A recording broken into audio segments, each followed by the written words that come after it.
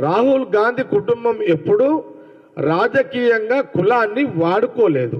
మన భారతదేశ సాంప్రదాయ ప్రకారము భార్య ఏ కులంనైనా ఏ మతంనైనా భర్త ఏ కులంతోటైతే అంటే మన సాంప్రదాయం హిందూ సాంప్రదాయము ఒక ఆడపడుచు తన భర్త ఏ కులం ఉన్నా ఏ మతం ఉన్నా ఎవరి ఆ మతానికే వర్తింప జరుగుతుంది.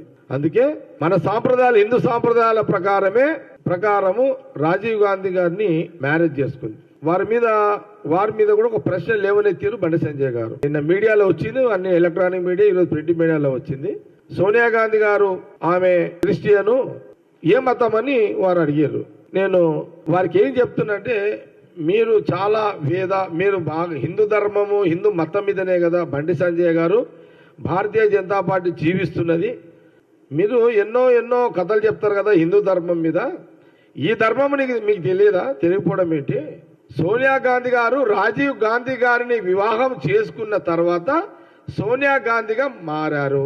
అంటే ఒక ఆడపడుచు భర్త ఏ కుల వస్తుడైన ఒక మగవాడిని పెళ్లి చేసుకున్న తర్వాత అతన్ని ఏ కులం ఉంటే ఆ కులానికే ఆ ఆడపడుచు ఆడ మనిషి ఆమె ఆ కులానికి వర్తింపజేస్తుంది. ఇప్పుడు సపోజు నేను రెడ్డినున్నా, నా భార్య గౌడ్స్.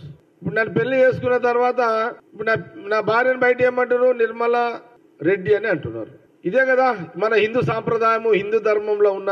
మీరు హిందూ ధర్మం మీదనే రాజకీయంగా ఓట్లు అడిగి బతికేటోళ్ళు బండి సంజయ్ గారికి గీది కూడా తెలియకపోతే ఎట్లా?